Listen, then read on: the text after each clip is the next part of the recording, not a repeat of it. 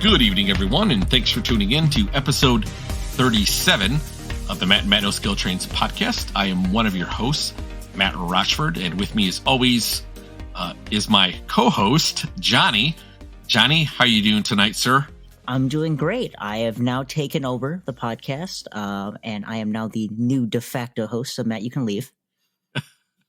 Well, just a quick heads up for everybody. Matt Z is unfortunately not able to join us tonight, but this is one of the reasons why we have three hosts to create some redundancy. And if somebody needs to, for personal reasons or something comes up and they're not able to come on, we want to make sure that we can still do the podcast and make sure everything is taken care of. So again, nothing's wrong.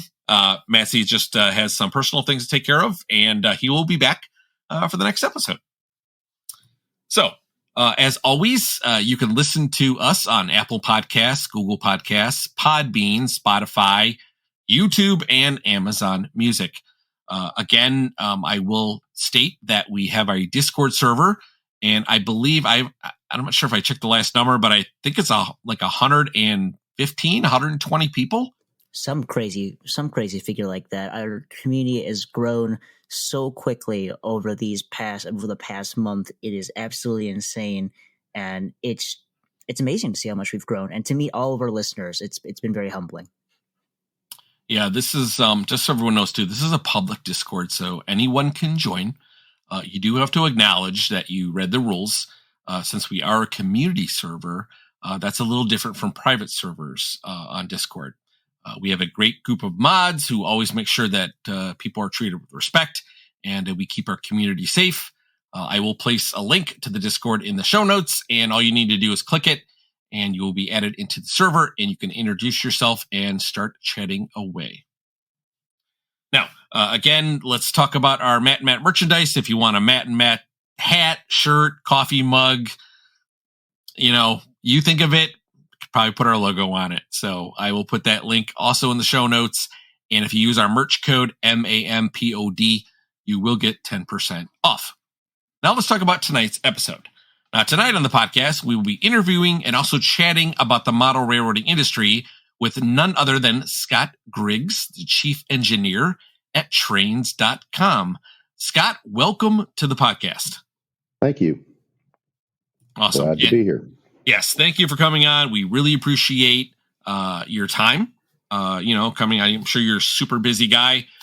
So we appreciate you taking some time out to come on our humble podcast and talk about O-scale model railroading, because this is why we have this podcast. We love to do it, and we love to talk about it. Awesome. Yeah, thank you so much, man. Thank you. So tonight we will basically go through our standard interview questions. Then we'll talk about the model railroading industry as a whole. And then, of course, we want to make sure we talk about the Trainz.com website, which I absolutely love. Let's get started. But before that, Johnny, did you have anything you wanted to bring up? Not really. Aside from Matt, if you're saying we can get anything with our logo, I'm waiting for a Mustang with the Matt logo. Get on it. But first and foremost, once again, thank you so much, Scott, for joining us on this episode. Your site is known to almost everyone in the model railroading community, so it is a complete honor to have you on, and I can't wait for the amazing discussion we'll have tonight. Sounds good. Now, a lot of this information I know can be found available on your website. I know you have kind of a very in-depth About Me section on the Trainz.com. But for people that are not aware of that or haven't done that, again, like some of these questions might be found there. But because we're a podcast and we want to get this on the show, again, some of these questions might sound repetitive. I do apologize for that. But we want to make sure we have a great conversation with you. Sure. That sounds fine. Now, so I guess the first question I would like to ask you is, are you a big model railroader? I am and I am not. Depends on how you define that. I mean, I love trains. I've been repairing, buying, selling trains almost my entire life, but I'm not the diehard model railroader that, has a layout in my house and I go down there and work on it every day kind of thing. I've had a couple different layouts, over the course of my life, primarily in my younger years. But I mean, I thoroughly enjoy the hobby. I love model trains, but I'm not, a hobbyist, a pure hobbyist in the sense that, I've got my layout, I go downstairs and play with it kind of thing. Gotcha. And that seems to be consistent with the folks that are, a lot of the industry leaders here. You have a business to run, right? I mean, the same thing kind of we got with some of the other past guests we had is that, I used to do it, but, obviously there are a lot of life things to come up and, you have a business to run and those are important, but it sounds like you still make time, to, obviously your whole business is centered around model railroading. So you're definitely, it's definitely one of your passions. Oh, absolutely. I'm one of those lucky people that turn my passion into my career. So awesome. So what is your, this is one of these questions that kind of gets everybody. It's, and there may be multiple answers, but what is your favorite railroad and why? Oh my goodness. I really don't particularly have one, but I think if I had to pick one, I would choose the Norfolk and Western. I grew up in Maumee, Ohio, which is right outside of Toledo. And, that's what ran down the tracks that were, a few blocks away from my house. And, a really stupid, interesting story about that. I never understood what Norfolk and Western meant until General Electric moved me and my wife to Portsmouth, Virginia, which is right next to Norfolk, which just happens to be on the Atlantic Ocean. And so it's like, oh, that's what that's all about. Of course it's Norfolk and west of there. So anyway, I'll choose that just because that's a dumb story. No, that's hilarious. I love that. I think you and we have a good friend and a big YouTuber, Jason Stuckert, who's also a big Norfolk Southern guy. So I'm sure you guys would get along. I bet Sid would love him too. Yeah, in fact, I believe you guys have worked with him before. So we have. Yep. That's awesome. So what is your personal take on the O-scale model railroading industry for the next 10 years? Well, that has changed in the past couple of years, somewhat fortunately or unfortunately, thanks to COVID-19.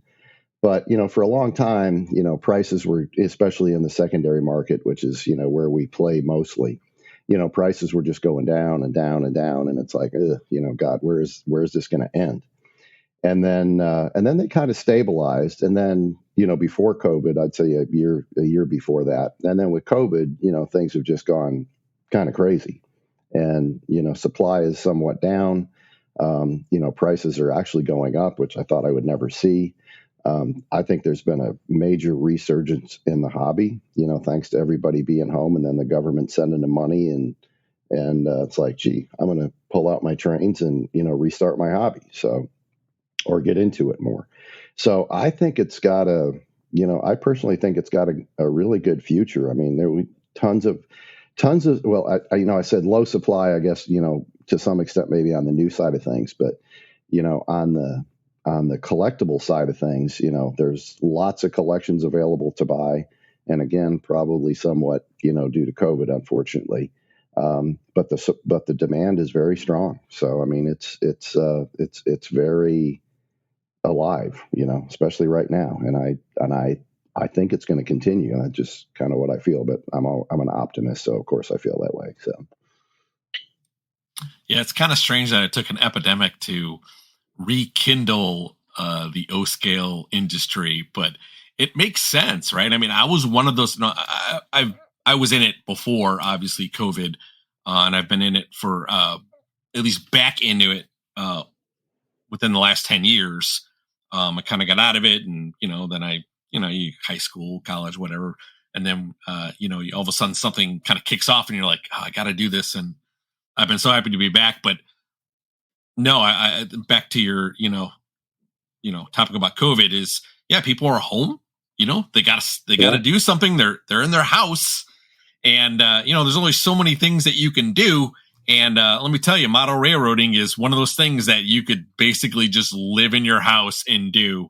And yeah, I definitely saw like huge spikes in eBay, and some of my local stores were like, that would buy you stuff. Like there was nothing on the shelves. Like people were just buying up track and accessories and everything. And, it's obviously it's not great that we had to deal with COVID. But on the flip side, it's very wonderful to see people coming back to the O-scale, model railroading hobby. I went to one of my local shops the other day, and it was on Saturday. And when I was in there, two people in a row, back to back, bought Lion Chief sets one was for their grandkids. The other one was for his son. And I'm like, man, this is like, I like usually go into hobby shops and it's like, you can hear yourself breathe. It's so quiet. And nowadays it's just like, holy cow, like Saturdays and the weekends, it's crazy. And now like with the restrictions a little bit more smoothed out, it's really awesome to see. And I'm looking forward to the direction that we're headed. Yes, I agree. Yeah, for sure. Kind of piggybacking off what you said there, Matt, with the pandemic and the lockdown, it's definitely, it gave a forceful change and a push in this hobby that is something that we haven't seen. A lot of folks were pushed towards the direction of online sharing and viewing of other people's layouts and their collection. And it really brought a renaissance to the hobby. You see so many more younger folks coming onto the scene, a lot of the older folks getting more familiar with the technology and sharing what they have. The emergence of so many different game-changing YouTube channels, websites, industry leaders reaching out in social media, it's been absolutely insane. And like we said many a times, it's a renaissance. It's another renaissance for the hobby. And it brings so much that it just makes we have a lot of comments from folks in Discord or from Matt and I on our YouTube channels, and some of our friends who are on YouTube as well, to see everybody is so excited, so passionate, so connected, which is something that we haven't been able to see recently, and just a lot of optimism for the hobby to come. So it's definitely been amazing to see all this growth in the past couple of years. Yes, absolutely. So Scott, again, I know we can find this on your website, but maybe you can kind of just tell us about you and maybe how you got started in, model railroading, and then, fast forward, where you're at now. Now, again, you don't have to go into super detail, and I know folks can find your story online, but, it'd be nice to hear it right directly from you. Okay. Yeah, it started when I was a kid. My father was a mechanic. He worked for an automobile dealer in Toledo, Ohio. And the owner of the auto dealership was older than my dad. His boys quit playing with the Trainz, so my dad bought them for me for one Christmas, set up 3 or 4 pieces of plywood in the basement, had 3 or 4 Trainz and a ZW. I didn't just have the normal, just oval, just to watch the Trainz go around. And so I enjoyed playing with that. And, running Trainz into each other, which, my parents didn't think too much of, and doing all the other stupid stuff that kids do with Trainz, I guess. But I was also just very mechanically inclined, and, model trains really lend to themselves to be taken apart and repaired and put back together. And, they're a little complicated, but not really that complicated. So I like that aspect of it. And then my grandpa, I think the thing that really hooked me was, so I had him when I was, 8 or 10 or something. And then my grandpa retired, and he thought model trains would be a great hobby. So my dad said, yeah, take Scott's Trainz. He never plays with them anymore. And I'm like, what? And, so grandpa came over and took all my Trainz. I hid the ZW because I thought that was awesome. And then my dad says, where's that big transformer at? And it's like, God bless it. So I had to go get it and give it to him. And then I started buying HO stuff down at the Woolworth store. I could ride my bike down there and buy cheap HO stuff.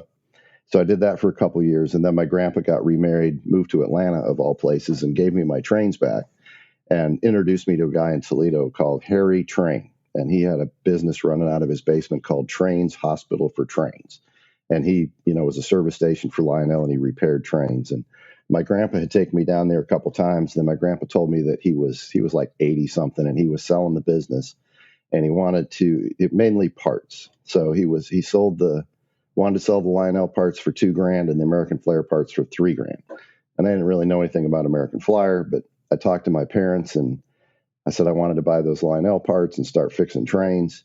And so they went to the bank and they got me a $2,000 loan. So when I was 15, a buddy and I took my dad's pickup truck down to Harry Trainz, loaded all those parts into the back of pickup truck, one load, brought it back to my parents' garage, took over the garage, and started S&G Electric Train and Appliance Service, because I also took a correspondence course repairing small appliances. And then I did that my senior year in high school, all through college, kind of built up my little, repair business. But I figured out real quick, you make more money if you go to train shows and you buy trains that don't work, and then you bring them home and you fix them, and then you take them to the next train show and sell them as, refurbished trains. And I had a train store in my parents' garage, so I did all that stuff for 5 years, and then I met my wife actually when I was a junior in high school, and she pretty much she had to pass the test that you better like this train stuff, because if you don't, there's no sense wasting any time with me. And so I recruited her. Goes to up in Ohio. Train shows were generally on Sundays. So we'd go to train shows together, and, she'd help me do all that stuff. And Saturdays I'd spend all day fixing trains. And then when it was time to graduate from college, I've got an electrical engineering degree. I thought I was going to stay in Toledo, but then it dawned on me that, if I stay in Toledo and I come back to my parents' garage and fix trains every night and every weekend, she's probably going to leave me. So I probably shouldn't do that. So then I decided that I need to sell all my trains, but I'm going to keep the parts and I'm going to keep my collection. And I'm going to put that in my parents' basement, and I'm going to save that for retirement. So I remember one year my dad and I went to York, took all the stuff that I had in process and we just had tables full of stuff, and just had a huge blowout sale at York, got rid of all that, found a guy in Lima, Ohio to come buy all the rest of it and put it back there. And then I graduated from college one weekend, got married the next weekend, and then we went on our honeymoon. And then GE moved me to Erie, Pennsylvania to the locomotive plant, which was awesome. So GE moved us around for a while, landed down here in Atlanta, and then, been a train show weekend warrior for, years. Then finally opened our first train store in Atlanta 25, 30 years ago. Then I had built that up to 3 stores, and then I went bankrupt. And so I had to go back to work at corporate America, went to work for Digital Compact HP to kind of build my cash back up. But at the same time I did that, I discovered eBay as soon as I started working for Digital Equipment. And then, had 5 people working in the basement as a second train business startup, buying, selling, fixing. But now I was buying trains and then selling everything on eBay. And then when we had trains in the garage, the basement, the game room, the dining room, 5 people working downstairs, my wife was kind of like, this isn't cool. So we went and rented a 2,500 square foot space, then a 5,000 square foot space right next door, and then moved to the 2 buildings we've got now. And, it just kept going crazy. So we've been doing this eBay business. We started out as Trainz Site, and then we switched the name to Trainz. And so we've been doing this online thing for about 23 years now, I think. Started in 1998. So it's pretty funny. So, and actually the other fun thing about eBay, my first sale I made, or back in the day when eBay first started, I after the bankruptcy, the court let me keep my collection, which was worth about $10,000. And so I was like dead broke. I mean, no credit cards. I mean, I was dead broke. But the court let me keep the train. So it's like, well, I'm going to try this eBay thing out and try to sell some of my train collection. And I listed some Lionel Christmas cars. And I remember some guy said, hey, I'll give you $25 for that 19 blah, blah, blah Christmas car. It's like, heck yeah. So, I sold it to him. I took it down. And then somebody who wasn't even bidding on it, left me a negative feedback. So my first eBay score was -1.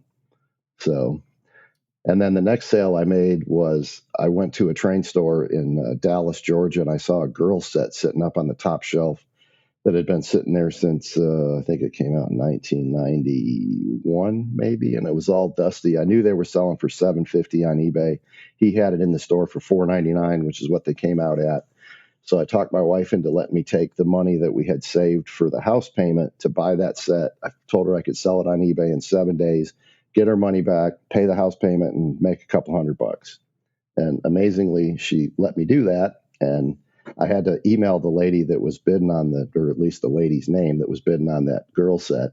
And I said, please, please, please pay me. I know my feedback's -1, but trust me, you're gonna send me the money. You're gonna get the set. Everything's okay. I just had this weird thing, and I started out with -1, and she did. And so, we've just carried on since then. But my start was kind of crazy.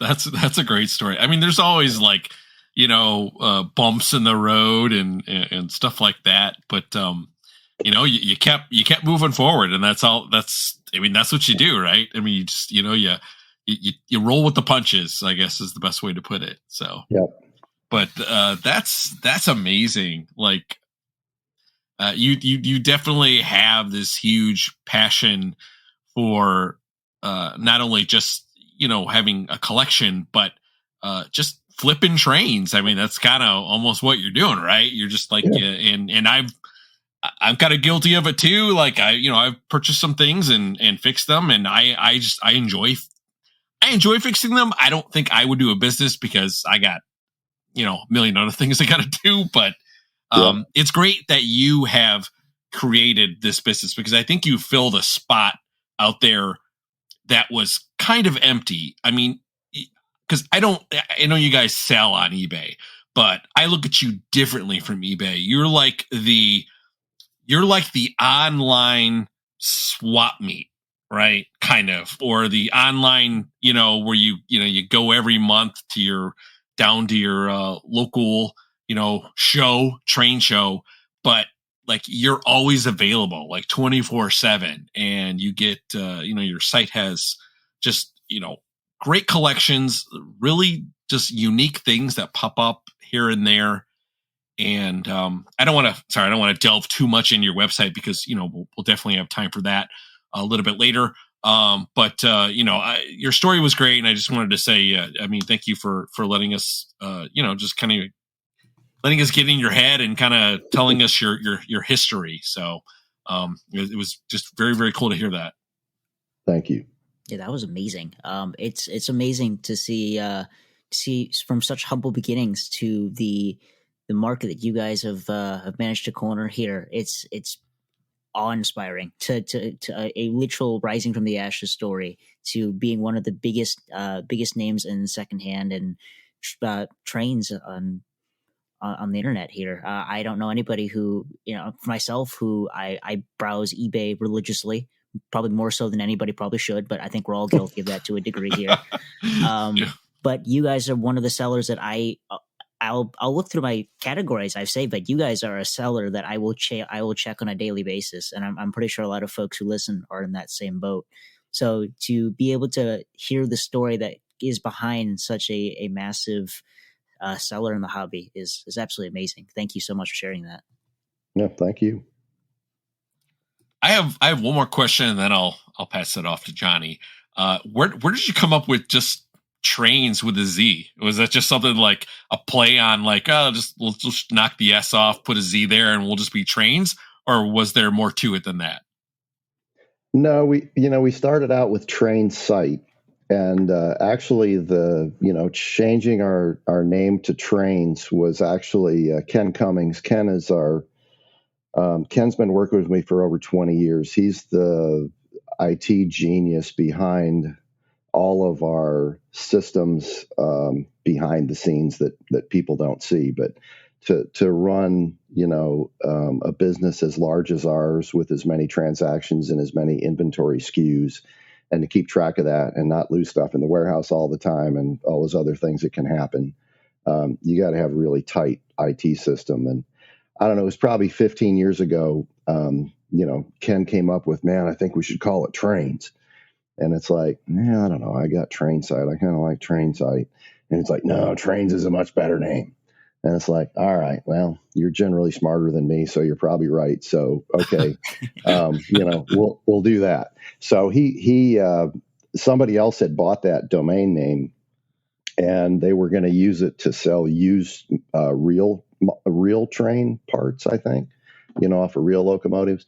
So anyway, he tracked the person down because they never set up a website, and found the guy and said, yeah, we want to buy that from you. And he says, we'll pay you, so you come out completely, you don't lose a dime. So, tell us how much you spent on everything, and we'll pay you that so you don't lose any money. So it was like $274. Okay. And and so we got him to turn that over to us, for just that piddly amount of money. And then the better part, though, is my eBay name was trainsite.com. And so I talked to my eBay rep, and it's like, man, I really want my eBay name to be Trainz, and I've searched Trainz and it's not being used. And, what's the deal? What can I do to get that? And it's been one of the best things, amazing things that eBay did for me. And my rep said, it's like, well, I can't just take it away and give it to you, but we do have a process. So I'll do whatever. And the process is we notify the person for 60 days. And I don't know, they send them 2 or 3 emails or whatever. And, at the end of 60 days, if they don't, reply or sell something or whatever they're supposed to do, then we can put it back into the pool of available eBay names. It's like, okay. So he did that, and I kept in touch with him. He says, okay, whatever the deal was. Okay, next Wednesday at 4:02 p.m. is when that's going to be available. So you need to start at like 4 o'clock or 4:01. Change your name, change your name, change your name, change your name. And when it comes in, boom, you'll get it. And by God, that's what I did. And like on the 10th try, it says your eBay name has been changed to Trainz. It's like awesome. Awesome. So who knew eBay would do such a thing for you? And I that know, was, right? That was a long time ago when we were way, way smaller than what we are now. So, but anyway, that was pretty cool. That's awesome. Mm-hmm, mm-hmm. All right. Well, that's at least the end of my direct interview questions. I'll go ahead and pass it over to Johnny. See if he's got anything for you. Well, thank you, Matt. All right. So I'm going to take this in a little bit more different direction here. I'm going to focus a little bit more on the business, kind of a little bit of what you've experienced running the business and kind of your take, because you have a very unique perspective on the hobby that not many people have gone through here. So kind of starting off on something you mentioned earlier, in terms of the York show, which is something that both Matt and I got to experience recently. We saw that you guys had a booth at York this year, and I'm pretty sure, Matt, didn't you actually snag something from the Trainz booth this year at York? Or am I thinking something else? No, I actually did. Bought a little Atlas O-scale Santa Fe switcher. He's guilty, guys. He emptied his wallet at the Trainz booth, but yeah, it was really impressive to see you guys at York. And my question I would like to start off with was, what is it like being a big online retailer, being at the York show? What experiences do you really like about the York show, and kind of what aspects of being there physically did you really enjoy as years have gone on? Okay. Well, I think that's the 80-something time I've been to York. So I'm one of these crazy people that, I never miss it. There was a few times back in the bankruptcy and all that kind of stuff that I actually didn't like Trainz for a few months, and so I didn't go, which is hard to believe.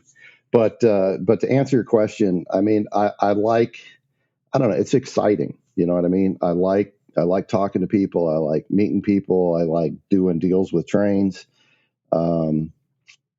I like hearing, the positive comments from people. I love that we rarely get negative comments, which, the years past, we had some issues in our shipping department.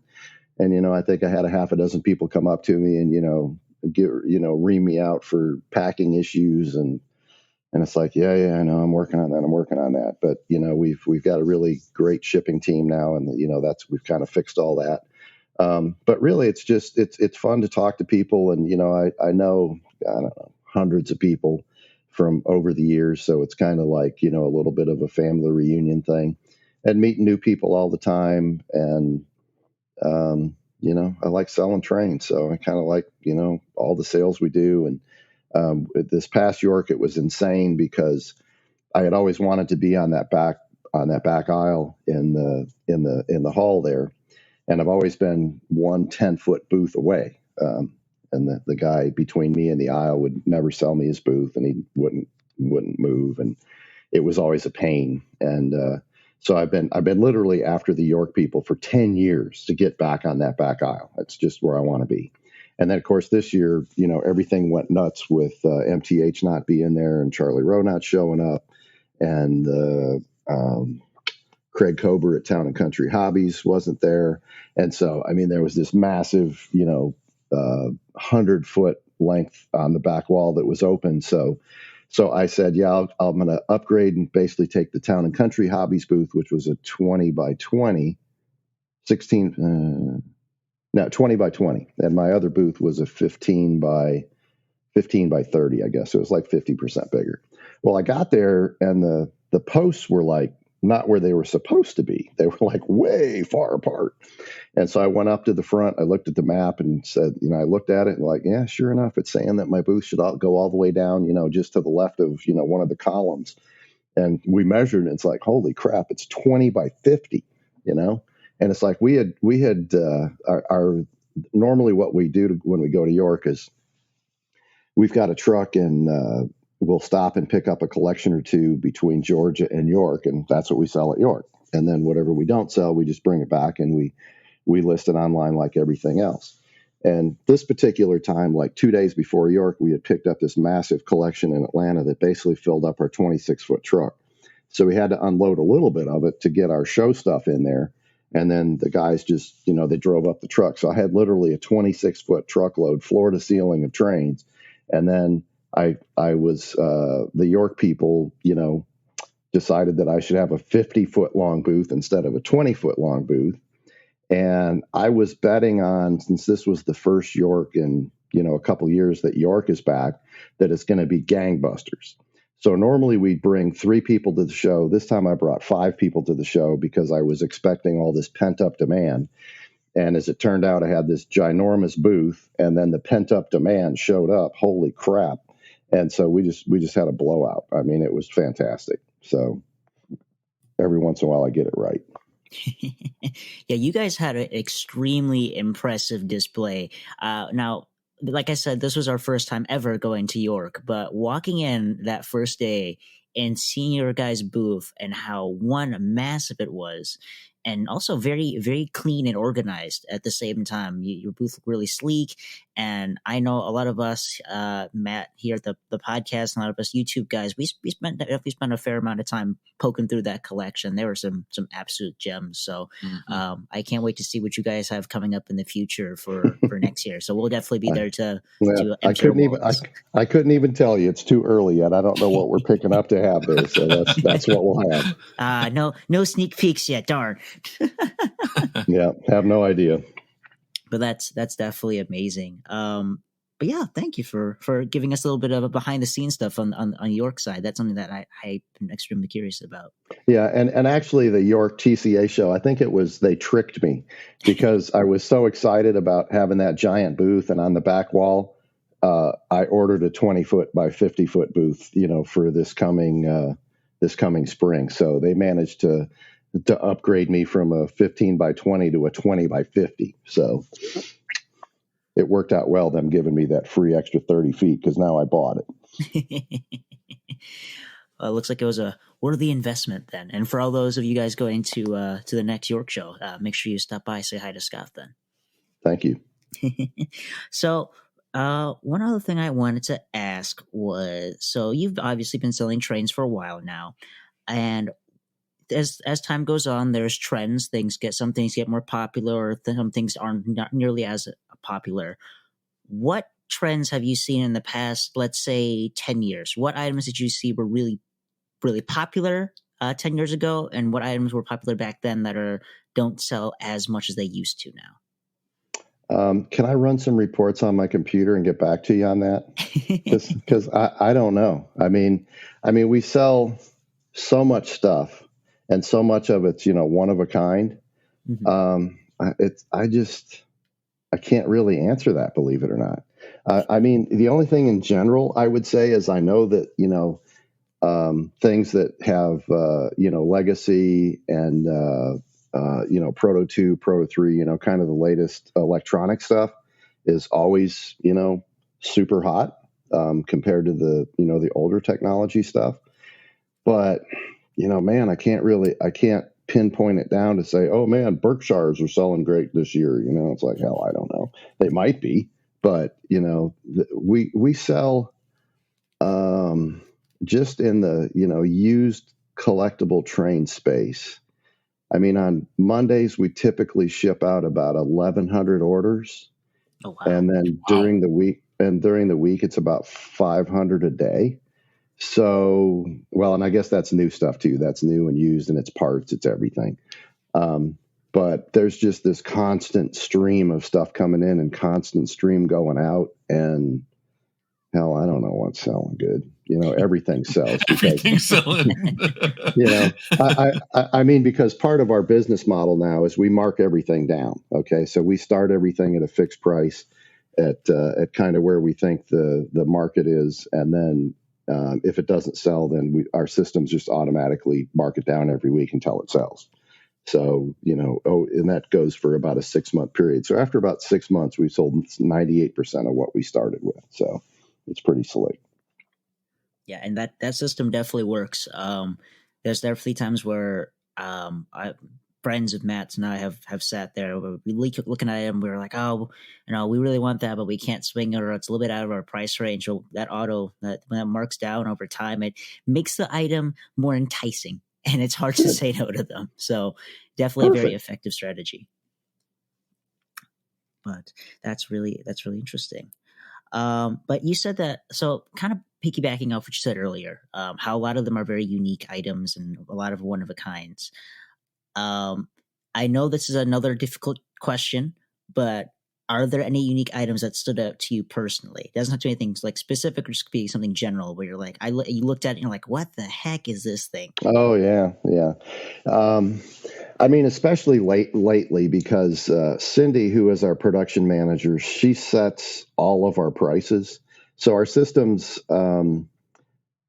suggest what we should sell things for, and then she goes online a lot and looks at past history sales, and she's always trying to I don't know. I can't think of the right phrase, but basically get the highest price in the world for something, and some of the stuff she sets prices on, and then, people actually paid for that. And, my brain is like, that should be a $500 item. And then it sells for like $8. And it's like, how did that happen? Because we didn't auction it. So it's not, it's not getting bid up. It's literally somebody had to start it at that ridiculous price, which is Cindy. And it's like, and she said, yeah, man, I did some research and I somebody else sold one for 800. So I started ours there. It's like, okay. So it's pretty wild. But, I'll tell you one story. The most expensive thing we ever sold at Trainz was a box so far. So, which, I tell people, especially people that know nothing about Trainz, I tell, because a lot of people will say, what's the most expensive thing you sold? And it's like, well, you won't believe it, but it's a cardboard box. And they're like, what? And, it was the set box for the state set that, you remember the one that Stout sold, the world record model train set? It was the state set Stout sold for, I don't know, it's been 5 or 10 years ago, and they got $276,000 or something for it. Oh, wow. to a guy out in California. And so anyway, so I a little bit of a funny story. These people, called us from Minneapolis, I think. And they said, our dad died or grandpa died, and he's got all these standard gauge trains, and they're mint, they're absolutely mint, brand new. And it's like, I don't think so. You just don't find mint standard gauge trains. And they're like, oh, absolutely. They've never been used. They're in this room, and they're just amazing. And they sent us pictures, and of course, you can't tell anything from pictures. And so I figure out a price, and I think I offered them like $30,000 or $32,000, assuming everything is mint. And they're like, oh, yeah, guarantee it. So it's all right. So I jump on a plane, fly up there one way. I rented a minivan because it wasn't in the big scheme of things, it wasn't that much stuff. And so, I was going to go up there, buy it, put it in the minivan, and come back. Well, I walk in the room, I look at it, in 2 seconds. It's like, God bless it. These things are not mint. I mean, my God, I can just look at them, standing here in a room and see scratches and scuff marks. And it's like, oh, stupid people, it drives me crazy. And so it's like, well, my $30,000 something offer, that's out the window because these are not mint. And they're, well, what would you give us for? I'm like, well, I got to redo it all. So, I work on figuring out everything. And they're like, oh, we got some stuff back here in the bedroom too. And it's like, okay, so I go back in the bedroom. It's like, holy crap. This magnificent standard gauge state set box is sitting on the bed. And it's like, they didn't tell me they had that. And the label is just perfect. And it's like, oh my God, this is just too good to be true. And so it's like, what's that worth? Hell, I don't know. Who sells a state set box? Nobody. And especially one that fantastic. And the guy had the state set that went in it. And it was the one where the 381 wasn't big enough to pull 4 cars. So you could send the 381 back to Lionel and they'd replace it with a 408, which had 2 motors and then paint it to match. And so it's like, and the X's are on the boxes and all the cool stuff that, it's the real deal. And so anyway, so I ended up buying everything and I'm calling a friend of mine, John Schleicher down in Florida. And it's like, John, what's this box worth? He said, send me pictures, and so I'm sending him all these crazy detailed pictures, that are super huge. And so he's trying to figure it out. I'm trying to figure it out. And it's like, I'm going to call the guy that bought that state set in Florida. So, I looked him up, I got his number and I called him and I said, hey, I just wanted to let you know, I got a box for that state set like that one that you bought, a couple of years ago at York. Are you by chance interested in that? He's like, as a matter of fact, I am. I've got another set that I need a box for. And it's like, awesome. And he said, send me some pictures. So I sent him all those super high res pictures and he got back to me, a few days later and he said, yep, I'm interested. And I said, well, what do you give me for it? He said, I'll give you 15 grand for it. And I'm like, wow, that sounds pretty good. I said, well, let me think about that, as I'm about fell out of my chair. And I said, I'll have to think on that and check with a couple people. I'll call you back tomorrow. Hang up the phone, run downstairs. Melinda, you won't believe what happened. That guy offered me 15 grand for that box. I can't believe it. Because I was thinking it was, 7, 8, maybe 10, And I was scared to put it on eBay and auction it because it's like, oh God, what if it only goes for 5? And it's like, ugh. So anyway, yeah. So we built a wooden crate for that box, and we shipped out this massive wooden crate with that box in there. And he's like, man, I've never seen anything packed that good. And it's like, I'm not taking a chance with FedEx sticking some kind of sharp object through that box. Let me tell you. So anyway, that's my cool train story. That's great. Amazing. It's a shame that Matt Z isn't here tonight because he is the grand collector of boxes. I think that man has more boxes than Trainz. Oh, yeah, he's the grand poobah of boxes for sure. All right. Yep. He refuses to touch any item without a box, and if you add the word shipper, it's a guaranteed sale. Wow. Okay. I don't understand that, but okay. And neither do we. Yeah.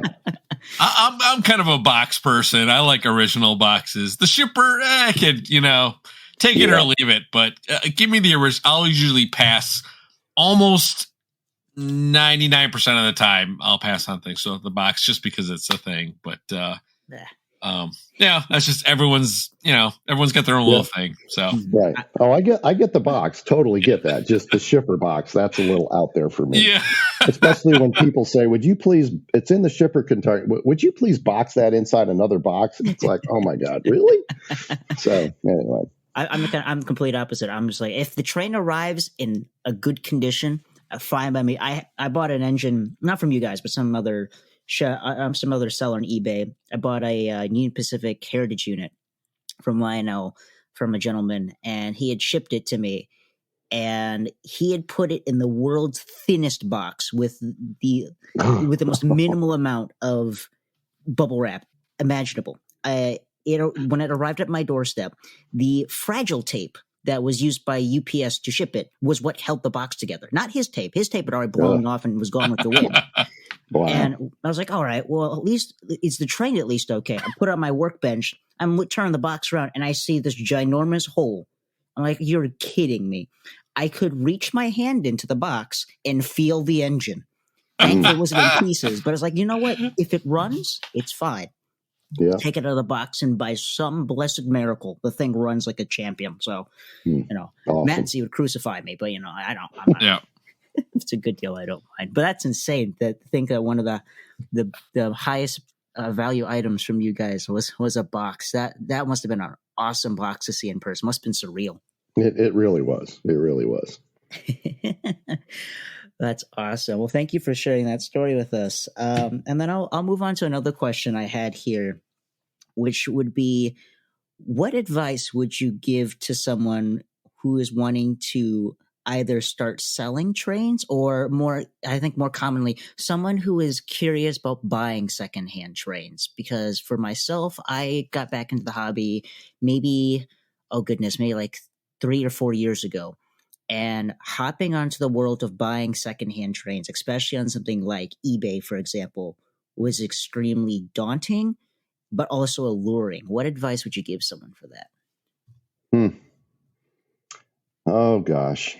I just buy everything from Trainz, and then you don't have to worry about it. It's pretty simple. That's actually pretty good advice. In all honesty, you can't go wrong with you guys. That's the best answer you can give. No, I mean, in reality, I mean, that's what eBay's got all their feedback system numbers on there for, right? What their percentage of positive feedbacks and how many feedbacks they've got. And I mean, when you buy on eBay, they're all about, providing a marketplace for a safe transaction. eBay takes that super seriously. So that you're protected with PayPal and all that other stuff. So it's a pretty safe bet these days that, whatever you see on eBay and you're going to buy, and you got to read the ads too. I mean, all of our ads say, we guarantee all our stuff, you can send it back. If something's wrong, we'll take care of you. We try to, really emphasize that. And it's amazing to me. I've been doing a lot of pricing research this past weekend, and how many sellers are just like, no returns, no adjustments. What you see is what you got.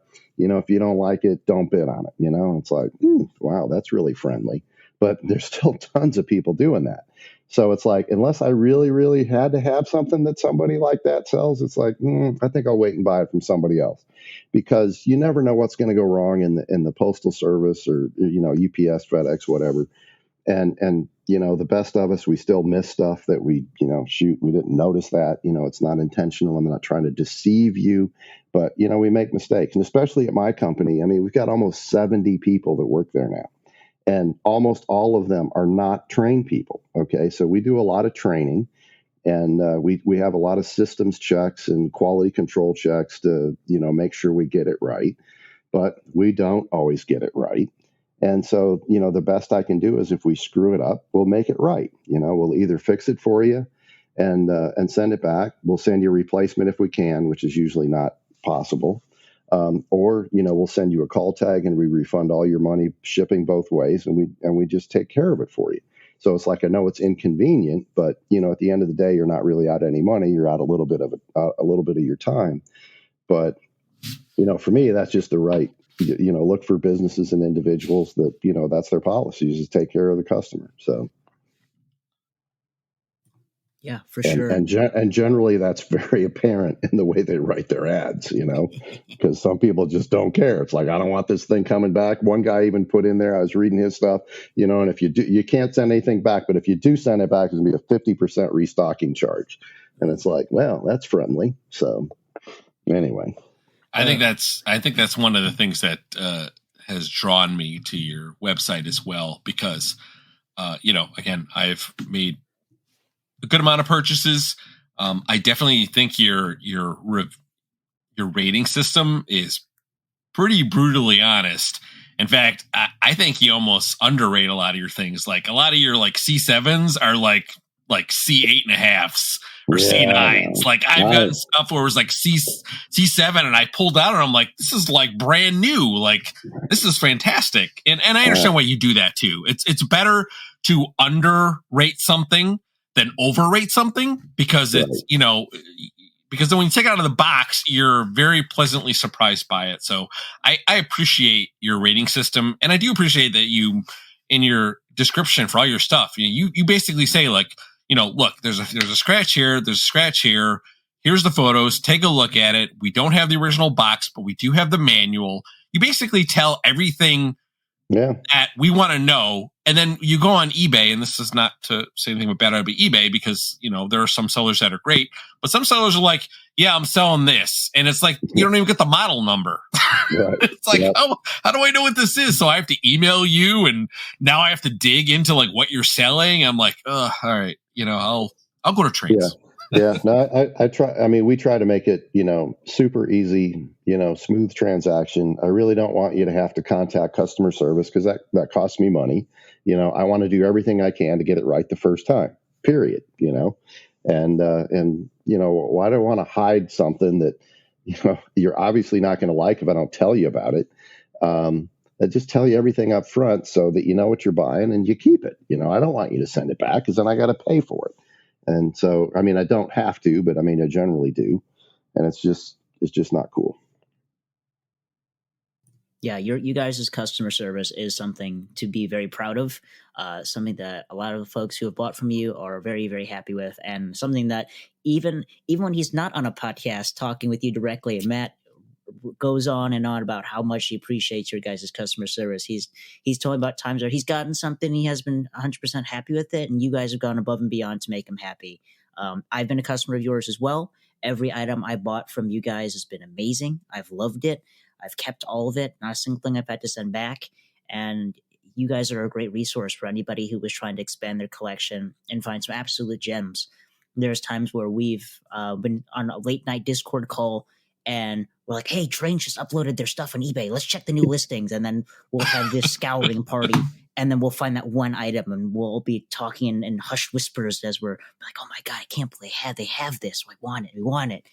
But it's a great resource. And for anybody who is coming back into the hobby, Trainz is definitely a place we cannot recommend enough. And this is coming from genuine customer feedback, not just because Scott's here and we have to be nice. Okay, thank you. Yeah, there's a lot of Trainz website links in our Discord server.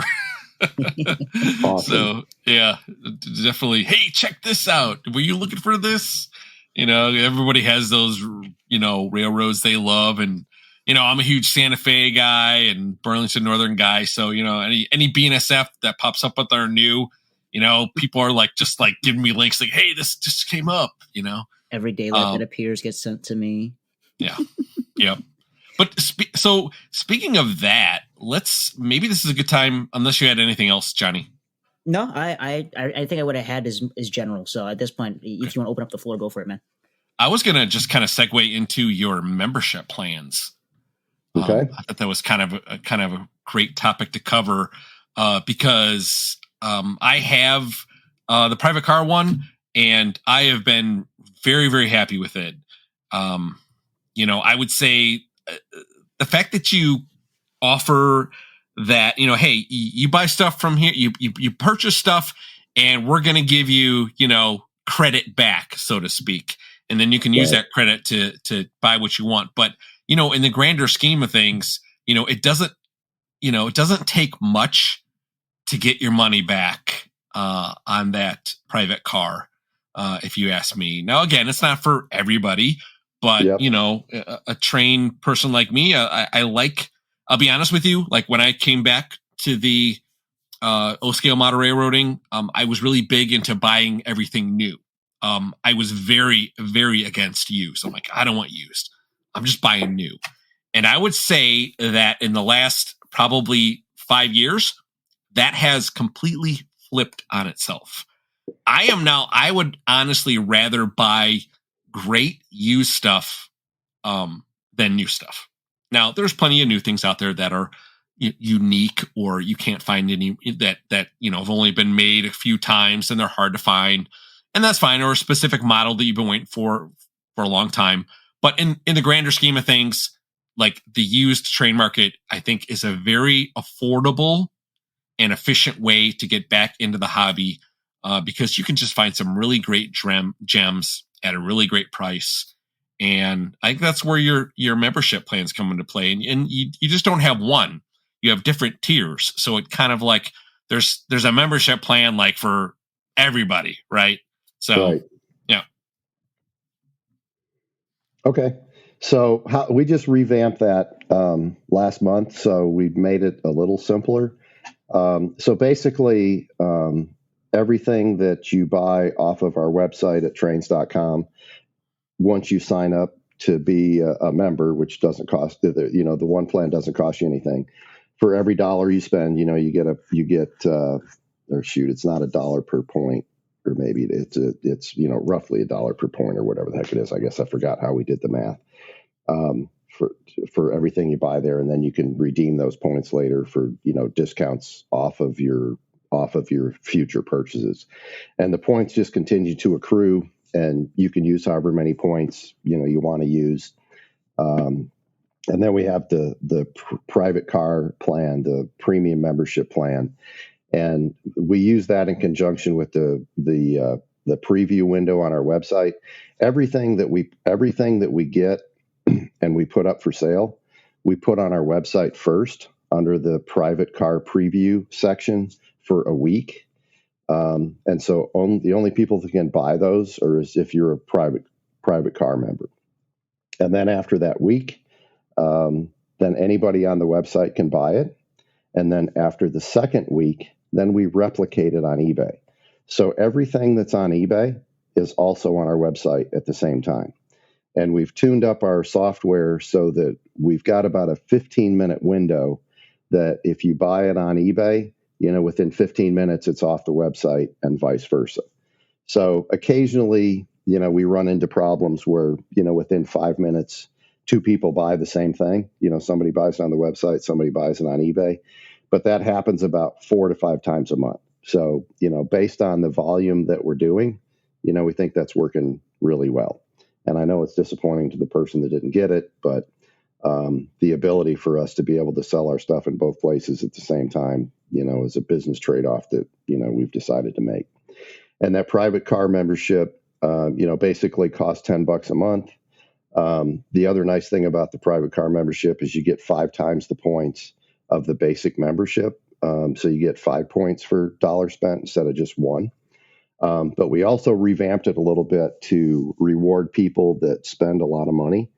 So even if you don't buy the private car membership, once you've spent over, I think $1,000, you get 2 points per membership. And once you've spent over, I want to say 3,000 or 5,000, you get 3 points per membership thing. So we really only have 2 membership levels, but we're also rewarding people that spend a lot of money with more points without buying the private car.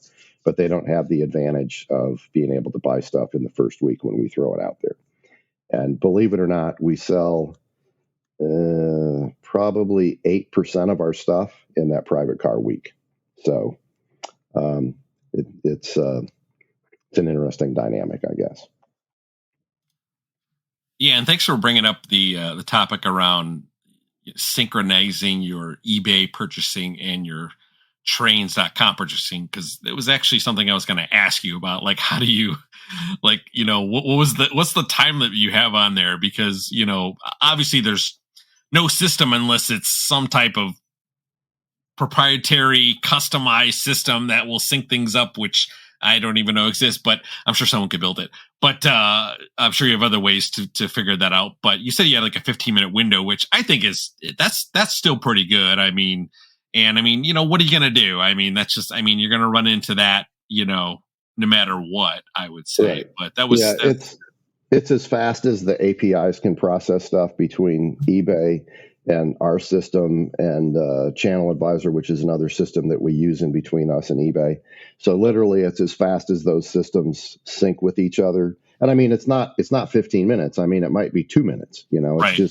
It's just depending on how fast the sync gets back through. So but it's a lot of that's proprietary stuff that we spent months building. So gotcha. So who gets it? Who takes precedence? The Trainz or the eBay, or is it just depending on the time it was purchased? It's whoever ordered it first. Okay, so, gotcha. That makes sense. Yeah, okay, that's the fairest way to do it. So yep, I agree. And sometimes that's literally like 2 minutes, and it's like, oh man, Wow.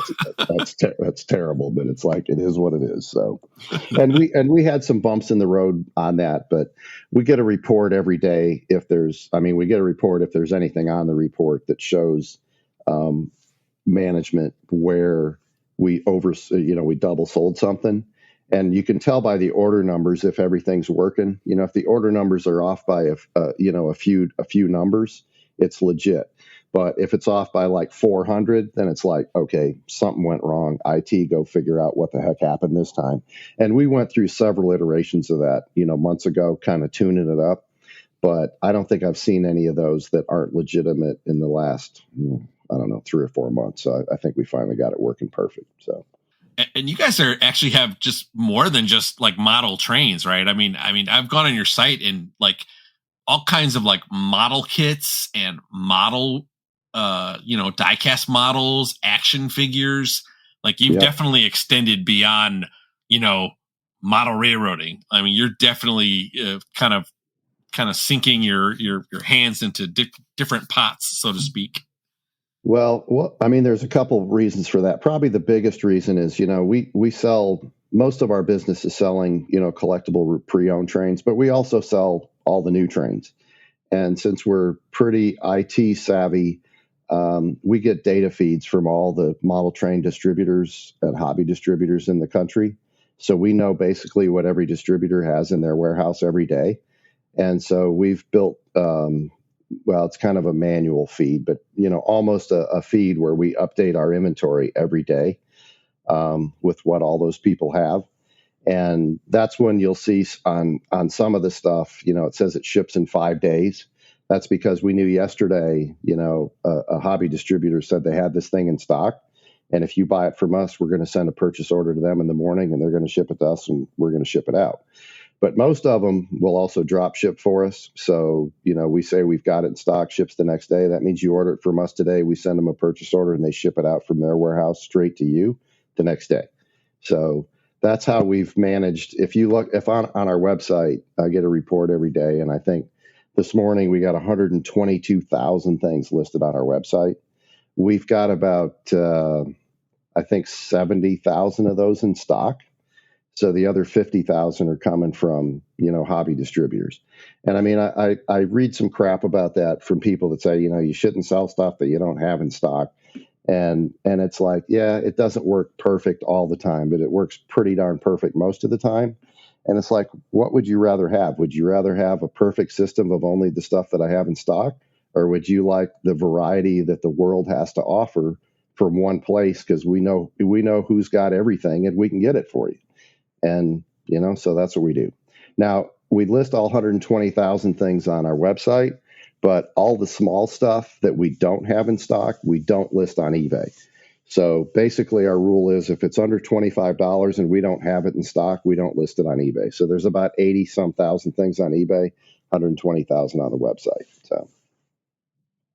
So if you want the complete modeling experience and you want to buy every color of, the little Testors paints bottles that we may or may not have in stock, you're going to find all those on the website. You won't find, if we got it in stock, you'll find it on eBay, but it'll be random colors, for example, from a hobby store that we bought out. And those are the 17 colors we got left instead of the, 107 colors that Testors makes or whatever.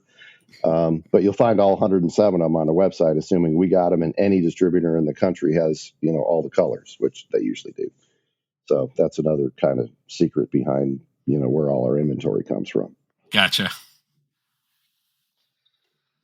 Now, is there anything you could tell us? Like, do you guys have any announcements or big plans or any, besides, you guys revamped your membership level section, but is there kind of any spoilers or little hints you can give us to anything coming up soon on the Trainz.com website?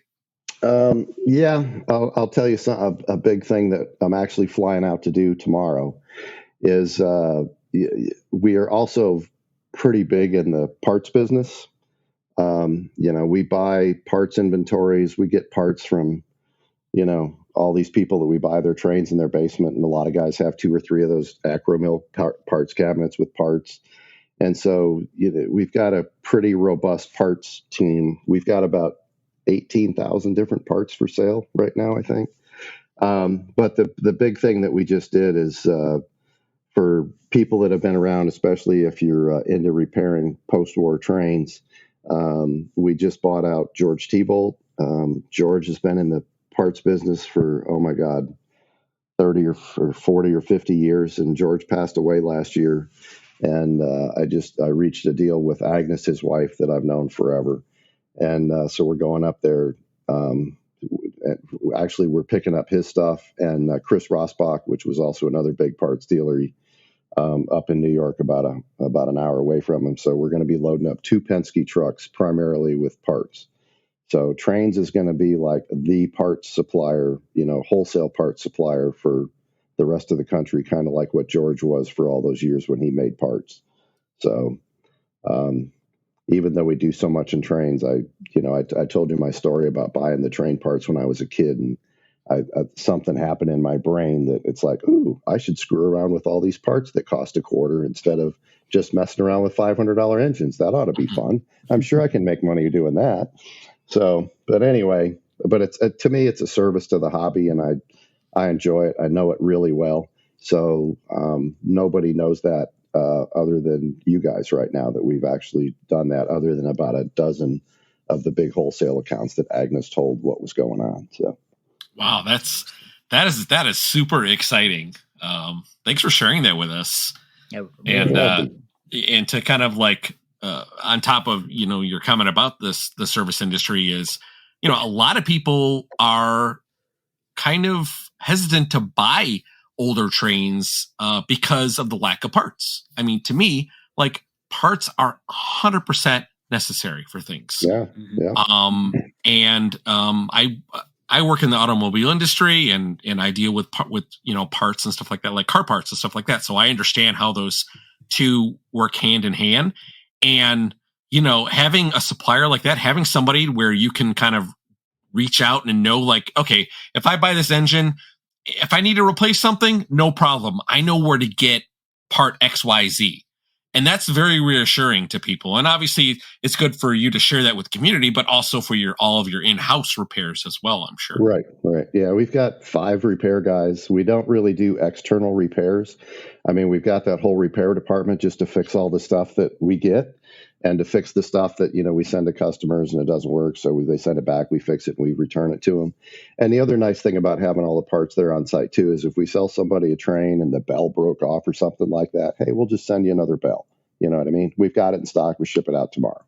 So it kind of makes it easier for us to kind of take care of a lot of customer service issues like that as well. The other big thing that's coming up, it's kind of funny. There was a post on the O-Gauge forum, I don't know, a couple weeks ago. We did something, and I know some guy, he tagged our post, and then he just put a random comment out there, and he's like, and there's no good O-scale, O-Gauge O-scale trains on eBay right now. It's just like there isn't any good ones to buy. Well, we like I was telling you before the show, we were just up in Chicago last week, and we filled up 2 Penske trucks with about $500,000 worth of modern O-scale trains. So just wait for that stuff to come online, and you will see there'll be tons of O-scale great model trains ready to go. So it's pretty awesome. Now I'm disappointed that I didn't go to this person's house when they before you picked them up. Like, where do they live? Like, I could have went to their house and offered them. It was. I mean, when you have shelves full of Challengers and big boys and cab forwards, and they're like 5 deep, and you've got shelf after shelf by road name of all this just big steam, it's just like, are you freaking kidding me? I think the guy had every, from every manufacturer, every era of electronics, every road number you could imagine. He had over 500 O-Gauge modern steam and diesels. I mean, wow. And every one was different. He didn't have 2 of the same one, which is a miracle. Oh my word.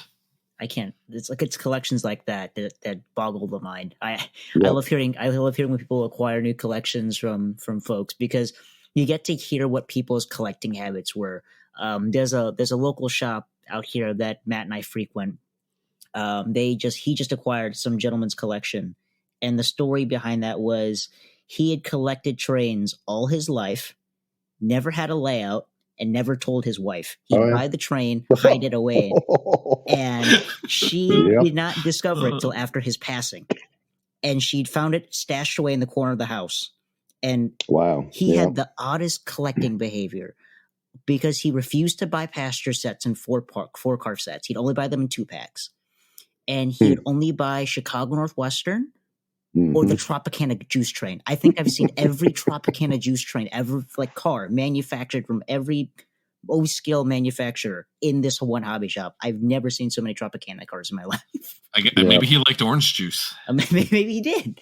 Yeah. The other fun fact, when you were talking about buying used versus new trains, I mean, certainly the used trains are, generally more affordable.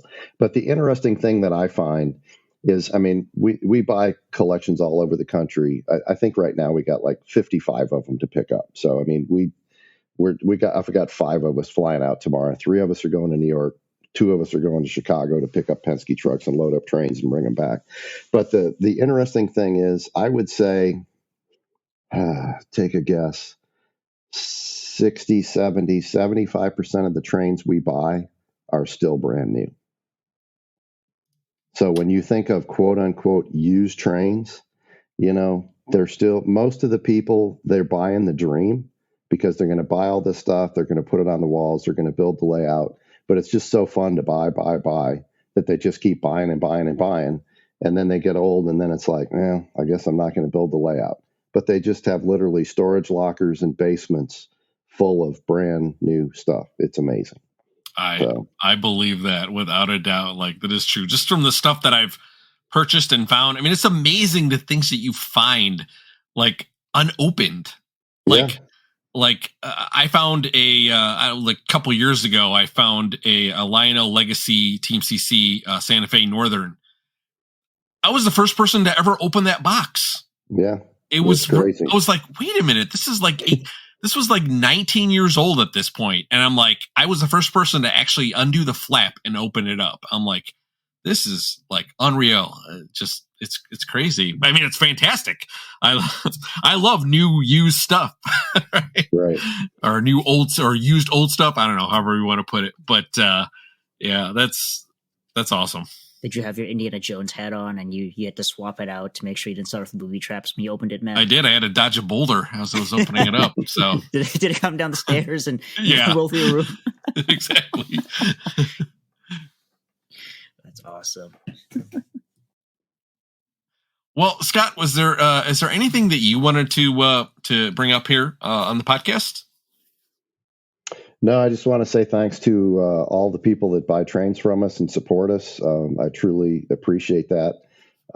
It's our job to serve you and to do as great of a job as we can to make this a hobby that's a pleasure for you, because I realize that most of our customers are, a lot of our customers are professionals. A lot of people have a lot of stress in their lives, and, they buy trains and run trains and collect trains because that's kind of their escape from reality. So the last thing that you need is another problem dealing with your trains. And so, that's how we try to run our business, so that it's fun and it's smooth and you don't have all that stuff. So just thank you all for all of that. And, when it comes time to sell your trains, give us a shout and we'll do our very best to give you the best offer you're going to get on buying your collection. That's what we do. Fantastic. Johnny, how about yourself? Any closing thoughts?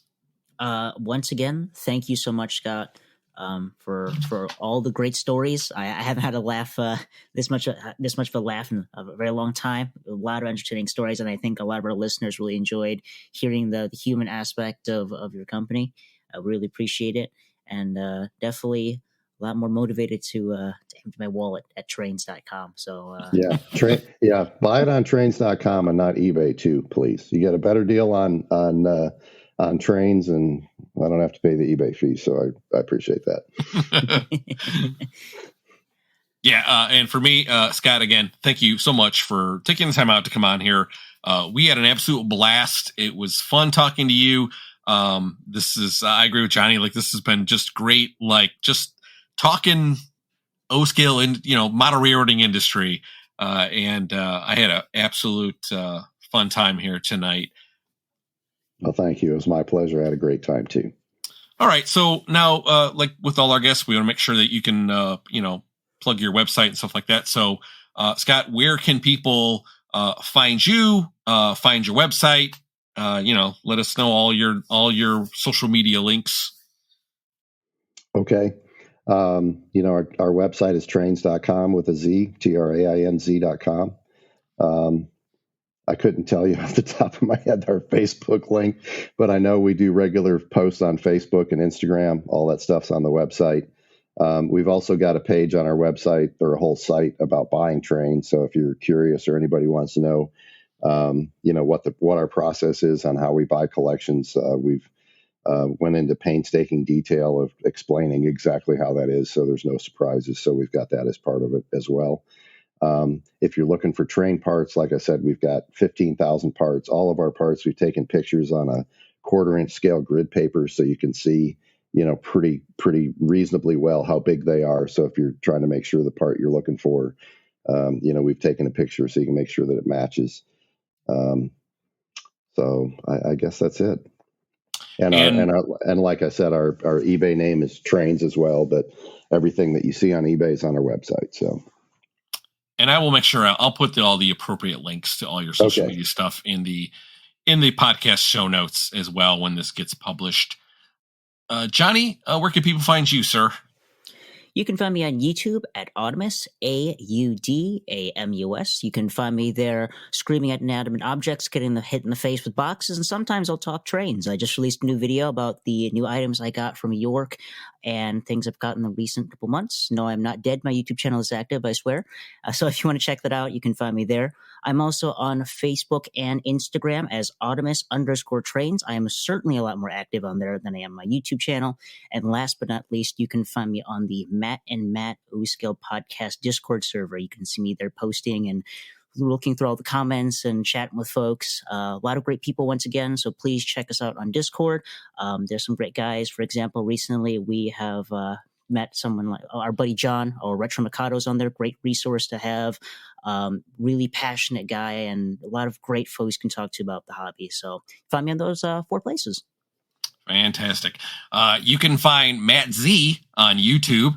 He's Matt-Train Lover at 9943, and he loves trains and he loves boxes. I thought it was Matt Box Lover. You should change it. You can also find him on Facebook at Train Lover 9943. And you can find me on YouTube at West Chicago Model Railroad. I'm also on Facebook under the same name, and I'm also on Instagram if you search up WCMRR. So with that said, gentlemen, thank you again, Scott, for coming on the podcast, and I want to wish everybody a wonderful night. Good night, you guys. All right. Thank you.